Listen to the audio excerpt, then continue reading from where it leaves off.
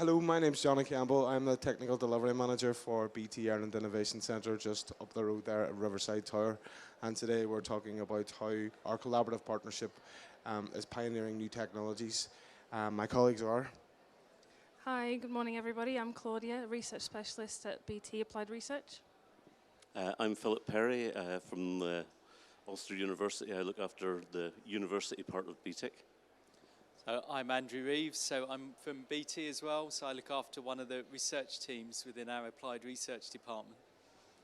Hi, I'm Cliona O'Boyle. I'm Senior Manager for a number of the Research and Innovation Centres, the one here in Belfast and also one in India as well. So I mentioned BT Ireland Innovation Centre there, the reason why we're here, or BTIC as it's known for short. What actually is BTIC? What's BTIC? So, Johnny, BTIC is it's a 10-year programme. It's a collaboration between our engineers in BT, the university, and applied research as well. So it's a 10-year programme of work. We've got it's a £28 million programme as well, and it's co-funded by both ourselves and InvestNI as well. So it's worked really well we're at year 5 now at the moment. Yep. And so far it's worked really well, and we've really taken momentum in the last 12 months particularly. Yeah, yeah. Philip, what does BTEC do yourself? Oh, he's awake. Yeah, so I guess from the university's perspective, the BTEC is really important to our school. It helps us to frame PhD problems, research problems in a sound industrial context, because it's increasingly important for us to produce PhD students or researchers that can go into industry and be useful in industry at a very high level. So, so for us, BTEC it's actually got its 4th birthday coming up on Friday. So 1st of October we're moving into year 5. So for us, it's really important for us to have that industrially focused research program that feeds all the way back to our PhD students. Yeah, absolutely. What does BTEC do you, Andrew? So for us, I think BTEC was a vision, and it's great to see Nada in the audience, who was part of that original vision. And it was something unique for BT. So what we were trying to do was pull together our engineering teams, our links to Ulster University, so kind of world-class academics, world-class engineers, and also BT's own research department, and pull it together into something new. We think it was pretty original, a pretty unique model, and then I guess to use it to build something that could contribute both to Northern Ireland, contribute to Ulster University, and then contribute to BT itself. So, BTEC, how does it fit into the kind of wider research and innovation program within BT? So BT is the 4th largest investor of R&D in the UK. Yeah. So that's one big reason as well. Yeah. Recently for BTEC we've had moves where we've actually moved the whole team into our applied research division, and this is a big move for us because it's meant that we've become part of the Global Research and Innovation Programme. And this is a programme made up of 5 different research centres. So you've got China, you've got Emirates, you've got India, and you've got the one with MIT in the USA. So I suppose for us, it really opens the door in terms of exposing us to like world-class universities, globally, right across the globe, but also our various engineering and teams and our applied researchers that work with these guys across the world. Yeah. So that's kind of where we position ourselves at the moment. Yeah, and Claudia, obviously research is your bread and butter. Where do you see BTEC fitting into the R&I space? So BTEC is very important to us in applied research. We've got strong links into the teams, which means we can shape the direction of the research to solve real customer problems. The blend between the perspectives of industrial expertise from BT and the academic experts give us real commercial competitiveness as well. There's no shortage of ideas from both sides, so that influx of new innovation and research means that there's a lot of IP, a lot of patents that get generated out of the collaboration, which is important for protecting the work and also feeding into new products and services at BT. Yeah, and obviously the the collaborative partnership part is at the heart of BTtec. So from a university perspective, Philip, as the technical delivery manager for BTec at Ulster, where do you see it fit in? Okay, so if I go back to something Claudia just mentioned, there's the breadth of expertise is only achievable in a centre of scale.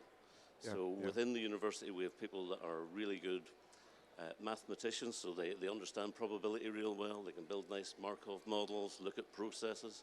We have guys that can do video analytics, some security people, IoT people. We have a broad range of skills. Yeah. So we can look at that whole big system perspective of driving innovation that touches on all of those different aspects. And that only happens with scale. But with scale, you've challenges that come with scale. So there's challenges around managing a large group of researchers. Researchers generally don't like management. They like to resist management. So I've been doing it for 30 years. I kind of know how to do it now. So we have a good, strong management team. We work very well between the university and BT. We have strong processes that allow BT to trust that we're not going to mess with your IP or any of your sensitive data. So we have good structures in there. But I guess more importantly than that, because we have the scale of BT and the long-term strategic relationship with BT, it means that we have we have the full pipeline. So we have PhD students working on the real basic algorithms and mathematical problems. Yeah. And then we have some of the PhD students and the research associates then will be working on taking those more fundamental ideas and put them into what I would call enabling technologies. And then I guess from there we feed towards a systems perspective. Those last two, the enabling technologies and the systems, is really where we push most of the patent IP comes out of those two. And then there's the tricky bit that people often trip at, where you need to push it towards the engineering teams. But we work really closely with the engineering teams in BT. So it means that we have that full pipeline. And right from the start, 4 years ago, we primed that pipeline at the PhD level, at the enabling technologies, at the systems, and at the engineering. And it's really in the last, am I drifting in and out? In the last year, really, that pipeline has really started to flow. But from the university perspective, the really good thing is that it flows backwards. So engineers can talk to our PhD students and tell them about real problems. Yeah. And then they can go and work on, you can start from the engineering, figure out what sort of problems or what their vision of the future is, and then work back the pipeline, what systems do we need? Yeah. Which bits are missing? That tells you what enabling technologies you need to work on, and that tells you what PhD students should be working on. Yeah.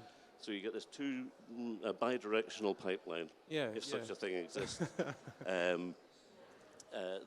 where the PhD students talking to the research associates, to the research fellows, to the guys in AR, and all the way to the engineering teams, and it works really, really well. So, I mean, another question for yourself, Philip.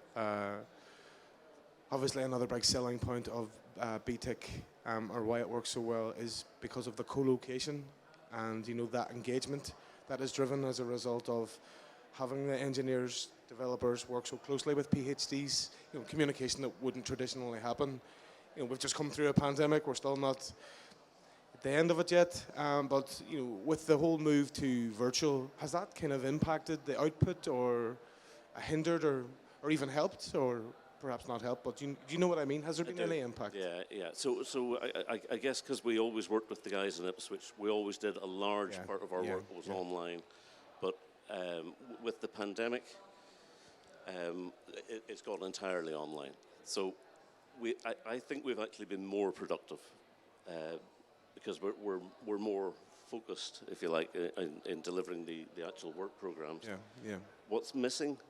I love a bit of a whiteboard. I love getting on a whiteboard with a student or a researcher and trying to figure stuff out. That bit's missing, and the spontaneous bumping into somebody in a corridor and having a quick chat. So really, today and yesterday were the first 2 days I've had face-to-face meetings since the pandemic, and it's really good. I mean, this is the second time in 2 days now I've been talking to real physical people. Yeah. Very exciting. We missed the spontaneous bit, but because we have good processes in place, we've been able to work our way through it. Yeah, I was just going to add, I think it's resulted in more structured ways of working. So it's interesting what you say about you lose the spontaneity a little bit because obviously we work through lots of calls and we spend lots of hours on calls, and it's always against agendas and deliverables. So I think had it have happened early in the BTEC cycle, it would have had more of an impact, because a lot of the early time was spent kind of, as you say, with the teams co-located, trying to understand what the research problems were, trying to work through what solutions were. But because we're relatively mature now, so we've been running for a number of years, it's given us kind of that foundation that we have been able to cope with going online.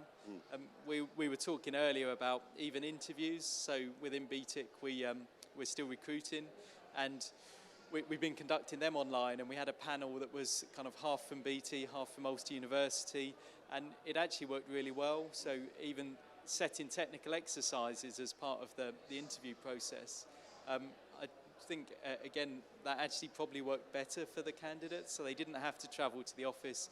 We still got a good feel for them. We were still able to set them technical problems. So I think there were lots of aspects that worked kind of better, and we were just maybe a little fortunate it didn't happen on kind of day one of BTEC. Yeah. So, I mean, coming away from the pandemic,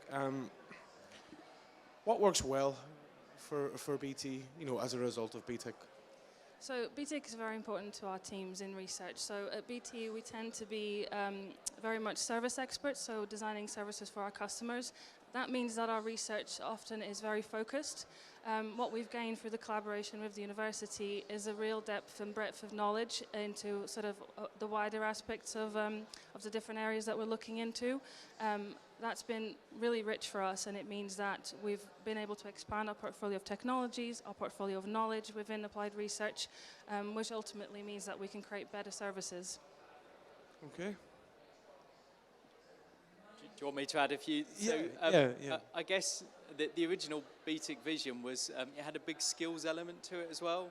So within BT, particularly within the research department, we're looking for highly technically skilled people, and it genuinely is quite challenging to get that in the digital area. And so the early conversations we were having with InvestNI were, it's not unique to BT. So there's lots of organisations locally that struggle to get the right talent.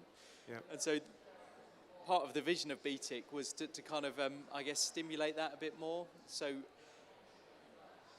benefits for us are both obviously the output of the work, but the talented people, the ideas that they bring, and also it kind of fits with our remit. So within BT, our remit is to take innovations and think about how they apply to our customers or to our own business. And that means we're naturally focused, kind of when Philip kind of talks about different stages of innovation, we're naturally focused around kind of more later stages where we're trying to take research that's pretty well formed and deliver some results from that, or to understand, kind of validate the technology. And so what BTEC gave us was this kind of opportunity to work with people who are more used to working with some of those more fundamental ideas, are happier with blank sheets of paper and trying to shape up ideas, whereas quite often once they get to the majority of the BT teams, that all the questions need to be answered, they need to be pretty mature as an opportunity. So it gave us that kind of set of ideas, it gave us a set of people, and I think as the work started to mature, we've got a lot out of it, kind of in terms of our key metrics, our publicity. So events like this, which again help to get the BTEC brand known, the BT brand, the Ulster University brand. Yep. So I think overall it's been really, really successful for us. And anything there? Yeah, and just even going back to the people part of it as well, and I've seen it recently through our relationship with University of Ulster. We've had some researchers move across and become members of staff in BT, so essentially moving from academia into the centre and being part of industry, so to speak. So that's been really positive, and one really positive move for us. We have our graduate and apprenticeship and placement programme as well, so that always attracts some of the best talent and is and will be a pipeline for BTEC moving forward as well. And as you know, Johnny, like we've had a couple of the knowledge transfer partners as well. And absolutely. We've one started and another one starting next week on that, so that's a real positive move, and we get funding as well for that. So, and I suppose recently then this month just we launched the MSc. So, we've got our MSc, which University of Ulster runs. So we've got 5 of our employees here in Belfast taking on the artificial intelligence part-time MSc, and we continue to work with University of Ulster to explore, other opportunities. So there's just not that kind of pro forma one. We maybe get some tailored ones, as we move through the program as well. And once that's established. So all in all, it's been a very positive piece for ourselves in BT. But it's also been a very attractive one for attracting and retaining employees too. Yeah, no, absolutely. So I think that upskilling bit is going to be even more important as we go forward. There are so many jobs around Belfast that staff retention is going to be probably already is problematic. But so many years ago, the same problem happened in Dublin, and we set up a specific MSc with different not dropout. So you do a PG cert, a PG diploma for the second year, and then the master's in the third year.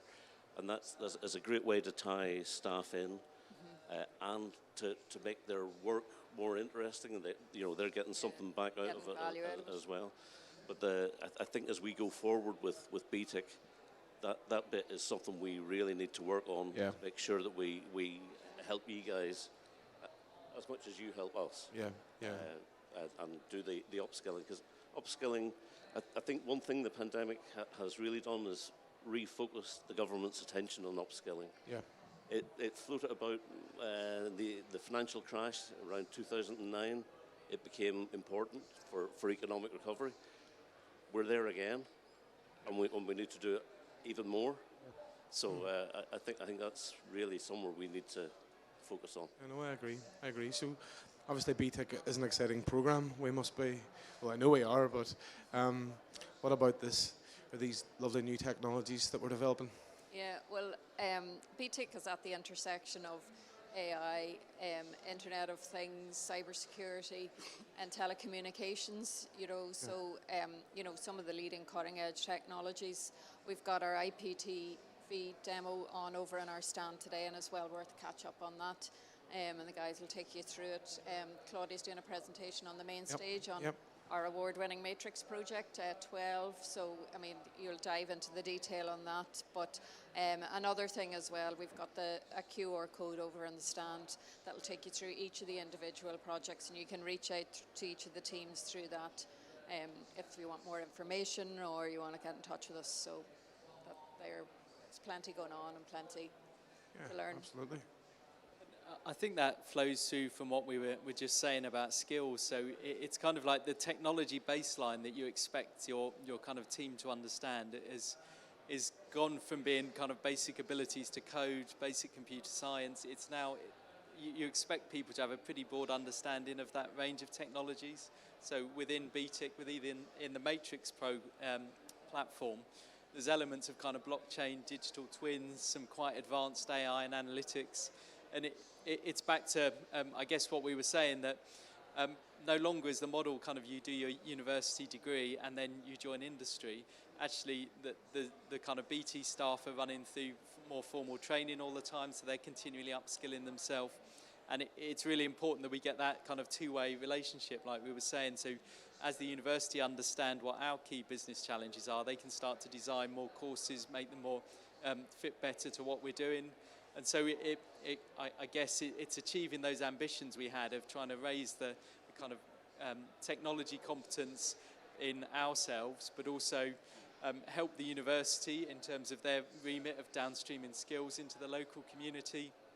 And then coming out the back of that, we're also building some really interesting technology platforms and understanding some new interesting technology areas. So it's, I think it's achieving quite a lot across quite a broad spectrum of technologies.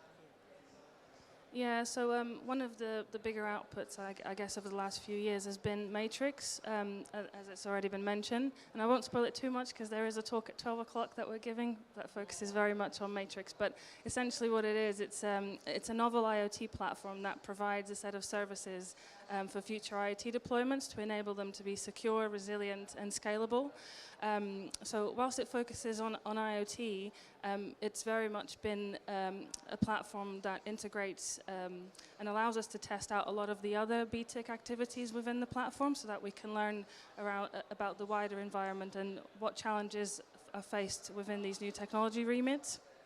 At the moment with IoT, it's been around for a while, but there are a lot of challenges in terms of sort of the scalability, the security. There's a lot of sort of manual processes that are still an issue, that are sort of a barrier to make this technology really big. And those are some of the issues that we're solving with Matrix, is breaking those barriers, making sure that the technology and the societal barriers around IoT are broken down. Particularly in terms of sort of security and privacy. So one of the services that we've developed as part of Matrix has been around anonymizing video feeds. So increasingly, IoT is no longer about sort of point sensors that sense one thing. We're using video a lot and video analytics as a type of sensor, but that brings a lot of concern in terms of privacy and security of what's on that video. So we've got a set of techniques that can identify particular sensitive parts of video and hide them basically from the viewer. And based on who's viewing that particular video, what data is on there, you can sort of make it secure. But more details on that at 12 o'clock, which we'll be taking you through. Absolutely, I can't wait. So there's just one other kind of important... Should we just get off the stage and just let you speak?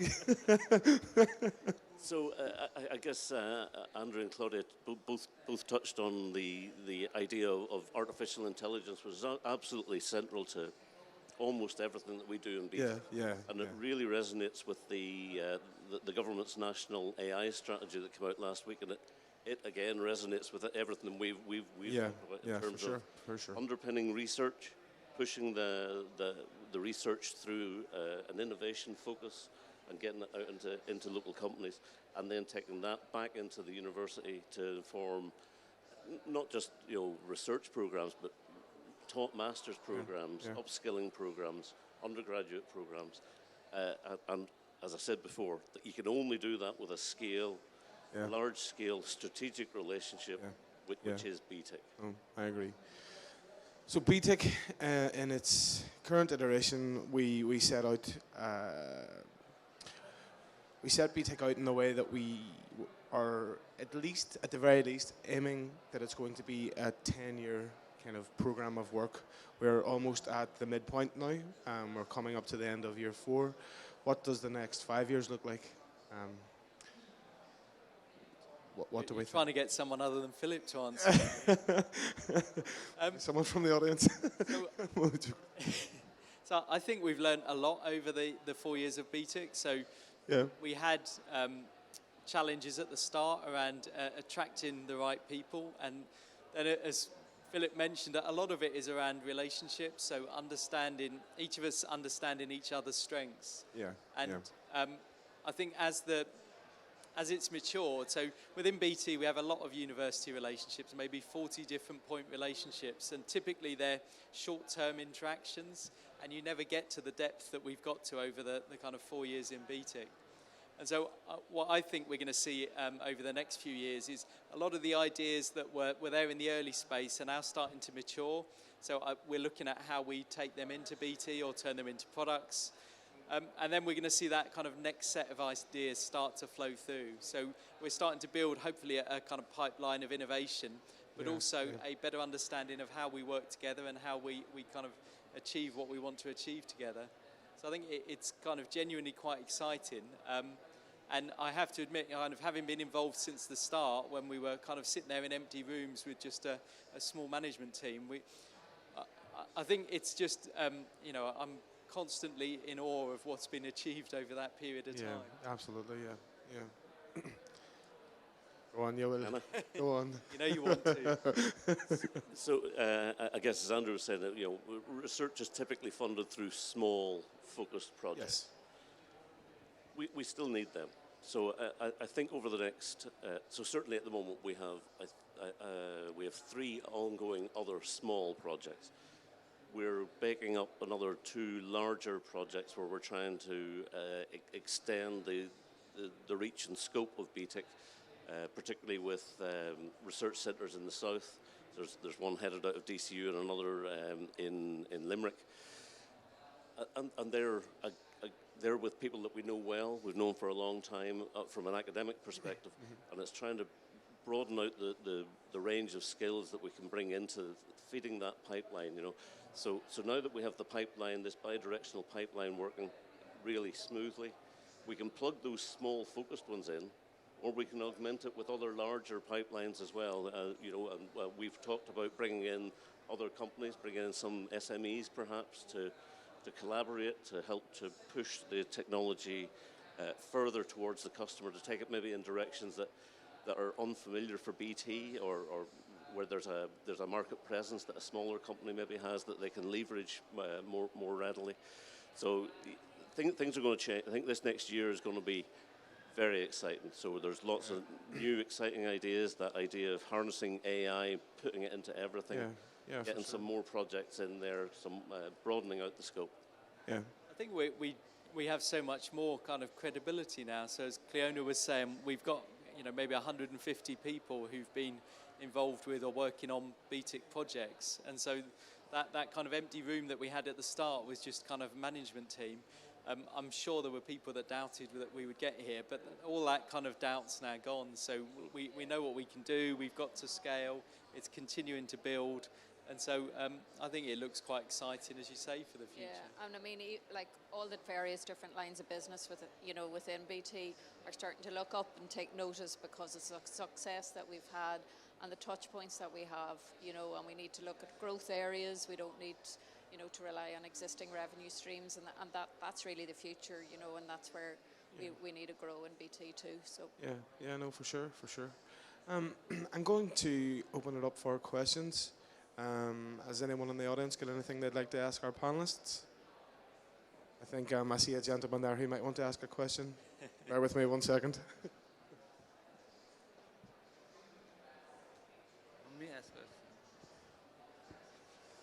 I haven't prepared a question, but it's just in the context of Northern Ireland, we've heard that the InvestNI is sort of from BTtec example is now having other research centers or innovation centers. Is there a room for maybe a collaboration between these centers? I mean, you mentioned bringing other companies and all that. Do you see that's part of what phase 2 can be, or next 5 years can bring? Absolutely. We had this conversation actually earlier this morning that, you know, about collaborations, and we spoke about it from the university's perspective as well. You know, that the universities need to collaborate on some of the research or certainly their education, but also within companies. Like, there's a big wide ecosystem. We've had the opportunity to present on various different panels, and we just need to start having those conversations, opening the doors, and making sure that if there is opportunities, that certainly we will. There's benefits to both too, and it makes it more exciting and interesting from, you know, our employees as well, when they see those sort of collaboration opportunities. But yeah, there's, you know, you can see today, like, it's busy and there's lots going on in Northern Ireland. Every day you open the newspaper and there's another company coming in, and, you know, they're all IT companies, and they're all, you know, so absolutely there's more opportunities every day for us that we just need to exploit, and explore a bit more. And when Philip quite often talks about multidisciplinary research, so trying to make the use of different disciplines, and also with the global centres, we're trying to make the use of that kind of global talent. And I was kind of making the point that this was a conversation over coffee this morning, that's not really the way customers think. So customers want solutions that work, and they don't worry if it's got the best process analytics algorithm in it, or that's just not the way they think. And so what we need to get really good at is thinking like the customers. They just want solutions that work. They want to understand kind of what it does for them, and naturally that pulls in different disciplines within a single university, and it starts to pull in different universities as well. Does that make sense? I would fear that you were going to pick on more people in the audience, so I was going to pick on you. No, not be picking on me. No, you, Johnny. So you're relatively new to the BTtec family. I am, yeah. Maybe not that new. What's your kind of experience of how it's going and how it works? Well, relatively new to the BTtec family. I was involved with BTtec when it was starting up, when it was all coming together and we were kind of ironing out the kinks. I had been involved, but just from a finance point of view then for a few years, and then now I've come back as a technical delivery manager, and it's gone from absolute strength to strength, and my mind is actually blown by what the program has achieved and what's in store for the future. It's definitely the way to go in terms of churning out these technologies. The heart of them is collaborative partnerships between academia and industry. So yeah, I'm pretty blown away, Andrew, if I must say so myself. Thanks very much for putting me on the spot there, by the way. And it is pretty unique, even in within BT and within applied research. What's been achieved, I guess, feels a bit special and a bit unique. Yeah. And I don't know if you're going to tap up other people for questions, or shall I just keep questioning? Has anyone else got a question in the audience? So can I go back to Nader's question about collaborating with other companies? So the model south of the border has always been for their SFI centres, except for one. Okay. All the centres involve multiple companies. Yeah. And it's always difficult at the start to get them to think about co-opetition. And it usually hinges on IP.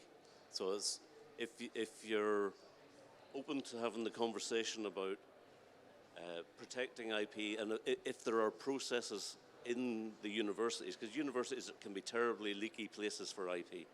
If you have good, solid mechanisms and processes in there, you can build enough trust with the companies that the the companies will know what subjects they can talk about, which is usually back towards the start of the pipeline, the real fundamental stuff. As it gets closer to product, we're not going to talk about that. We'll split off. So I was involved in the first SFI centre in 2004, I think.